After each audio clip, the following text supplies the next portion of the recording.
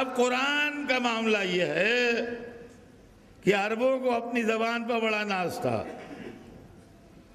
وہ کچھ جانتے ہوں یا نہ جانتے ہوں، لیکن زبان کے بڑے پختہ اور پکے، فصاحت و بلاغت، اپنے علاوہ سب کو گونگا کہنے والے کہ ہمارے علاوہ کوئی بولنے ہی نہیں جانتا، ان کے بیچ میں قرآن آیا تو وہ جو اپنے کو زباندہ کہتے تھے قرآن کے سامنے گونگے ہو گئے، اور قرآن کو سن کے وہ حیرت میں رہ گئے کہ ہے ہماری زبان، مگر کیا انداز ہے، کیا اسٹائل ہے، کیا کہنے کی بات ہے۔ کئی دفعہ کوشش کی کہ قرآن کا جیسا بنا لائیں، بنا نہیں، قرآن کا جیسا بنا لائیں، بنا نہیں۔ اچھا، دنیا میں انسان چیلنج نہیں قبول کرتا ہے، دیکھیں مزاج یہ ہے انسان کا کہ آپ ویسے سیدھے سیدھے چلے وہ کوئی نہیں بولتا کسی سے، لیکن جہاں چیلنج دیجئے وہیں بھڑکتا ہے۔ ایک صاحب بہترین شاعر ہیں، آپ کے فیورٹ شاعر ہیں، پڑھتے ہیں یہاں لوگ ان کی تعریف کرتے ہیں، تو لوگ تعریف کرتے ہیں، وہ پڑھتے ہیں، اچھا کہتے ہیں، لیکن اگر کوئی صاحب کہہ دیں کہ ان سے بہتر کوئی کہہ کے دکھائے، دسیوں شاعر کھڑے ہو جائیں گے کہ ہم خود ان سے بہتر کہہ کے دکھا دیں گے۔ آدمی کا مزاج چیلنج نہیں قبول کرتا ہے، تعریف کریں گے چیلنج نہیں مانیں گے۔ قرآن نے ایک چیلنج دیا کہ اگر کوئی شک ہے تو ایک قرآن ایسے ہی لے آؤ، نہ لا پائے، جب نہ لا پائے تو قرآن نے چیلنج کا ریٹ گھٹا دیا، کہا اچھا پورا قرآن نہ لاؤ، 10 سورے لے آؤ، 10 بھی نہ لائے، جب 10 بھی نہ لا پائے تو قرآن نے اور ریٹ گھٹایا، 1 سورے کا جواب لے آؤ۔ اچھا لمبا سورہ بقر بھی ہے اور سورہ انا اعطیناک الکوثر بھی ہے، قرآن نے سورے کا سائز بتایا نہیں۔ اگر کوئی سورہ انا اعطیناک الکوثر کے سائز کا سورہ بنا کے لے آتا تو کہتا صاحب آپ نے سورہ کہا تھا، دیکھئے سورہ لے آئے ہم۔ معلومات چھوٹا سورہ ہو قرآن کا یا بڑا، اس کا جیسا ناممکن، اسی لیے اہل بیت کو 14 حصوں میں بانٹا کہ چھوٹا ہو یا بڑا ان کا جیسا ملے گا نہیں۔ اور سنیے صفت عزیزان گرامی، قرآن ڈیٹیلز میں اگر جائیے تو ایک بسم اللہ کی تفسیر میں رات گزر جائے اور تفسیر مکمل نہ ہو۔ مطلب ڈیٹیل اگر جائیے آپ تو جو کچھ آسمانی کتابوں میں ہے وہ قرآن میں ہے، اور اگر سمٹتا ہے قرآن تو ایک نقطہ بن جاتا ہے، مطلب پھیلے تو آسمانی کتب بن جائے، سمٹے تو نقطہ بن جائے۔ یہی معاملہ اہل بیت کا ہے، پھیلے تو 1,24,000 بن جائے، سمٹے تو علی بن جائے۔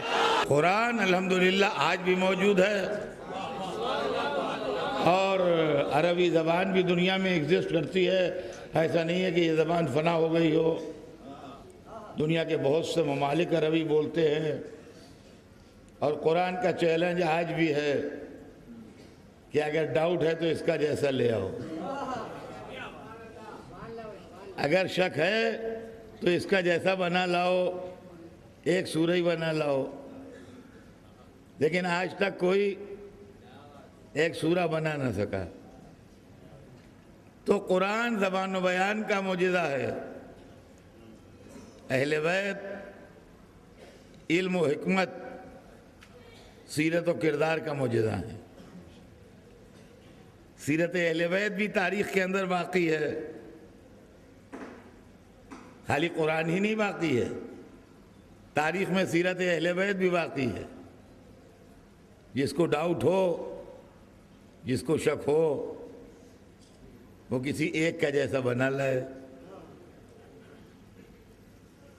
یہ ضروری نہیں ہے کہ علی ہی جیسا بنے، لیکن جہاں سب علی ہوں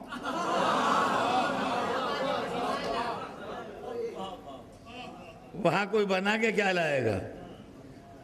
تو الحمدللہ سیرت و کردار کا معجزہ بھی موجود ہے، زبان و بیان کا بھی معجزہ موجود ہے، اور رسول کا یہ ارشاد بھی موجود ہے کہ دیکھو قرآن کے ساتھ رہنا اور اہل بیت کے ساتھ رہنا۔ اب اہل بیت کے لیے قرآن اور قرآن کے لیے اہل بیت، یہ دو ساتھی ہیں۔ قرآن نے اہل بیت کے لیے کیا کہا؟ ہزاروں دفعہ کا نہیں بلکہ لاکھوں دفعہ کا سنا ہوا معاملہ ہے آپ کا۔ میں اکثر کہتا ہوں کہ میں نئی چیزیں کہاں پڑھتا ہوں، وہ سب سنی و سنائی بات ہے۔ قرآن نے اہل بیت کے لیے کیا کہا؟ انما یرید اللہ لیذھب عنکم الرجس اہل البیت ویطہرکم تطہیرا۔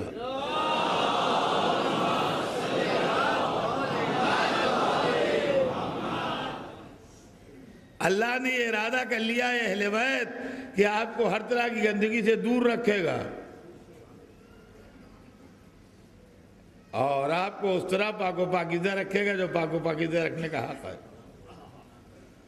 بچہ جانتا ہے، پڑھی میں نے آیت ترجمہ کیا، کوئی ایک ایسا نہیں جو کہے کہ ہم نے پہلی دفعہ سنا ہے۔ بچہ جانتا ہے، ہر بچہ۔ اور قرآن نے جب اپنی طہارت کے لیے بات کی تو کیا کہا؟ لا یمسہ الا المطہرون، پاک و پاکیزہ کے سوا کوئی مس نہیں کر سکتا۔ تو حضور اٹھاتے تو اس کو غیر مسلم بھی ہیں۔ یہ کیا کہا قرآن نے؟ یعنی فکر قرآن تک نجاست پہنچ نہیں سکتی۔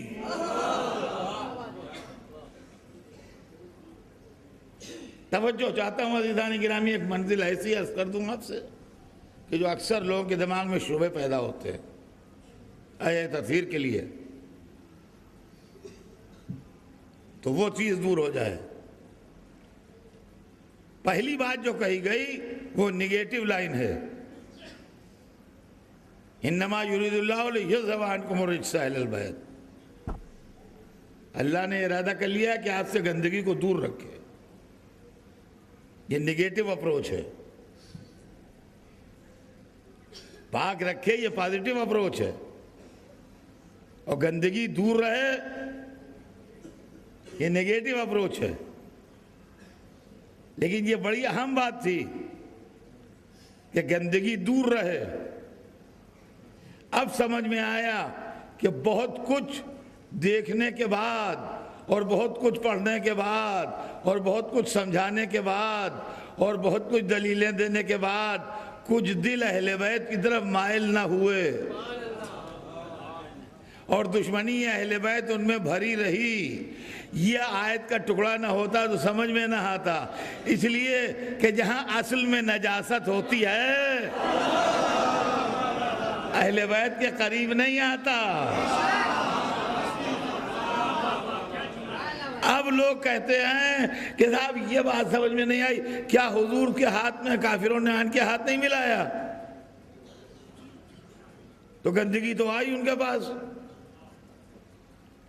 کیا غیر جو تھے دوسرے مشرکین مولا علی کے بعد نہیں آئے؟ ان کے جسم سے جسم مس نہیں ہوا؟ علی سینہ پہ چڑھ کے بیٹھے، اس کو ذبح کیا قاتل یا عمر کو، تو اس سے مس نہیں ہوئے؟ تو گندگی تو قریب آئی۔ یہ کیا مطلب ہوا؟ آپ سمجھے نہیں گندگی قریب آنے کا معاملہ؟ یعنی ان کی طہارت کو گندگی سے نقصان نہیں پہنچتا ہے۔ توجہ چاہتا ہوں، اس کی مثال سنیے۔ سمندر پاک ہے،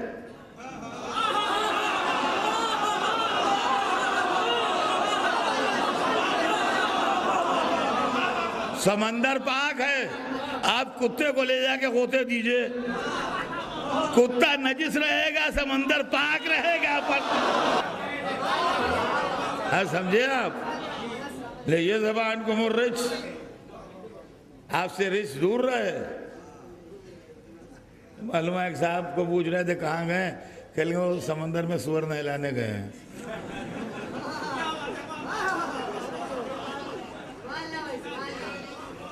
تو اب اس کا کیا علاج؟ سمندر کی پاکیزگی کے اوپر 1.1% بھی کچھ اثر نہیں آئے گا. یہ وہ پاک ہیں، روح پاک، جسم پاک، نفس پاک. قرآن کا ظاہر پاک، باطن پاک، لفظ پاک، معنی پاک، مطلب پاک، ابتدا پاک، انتہا پاک. اہل بیت کے یہاں بھی یہی ہے، ابتدا پاک، انتہا پاک، بچپن پاک، جوانی پاک، بڑھاپا پاک.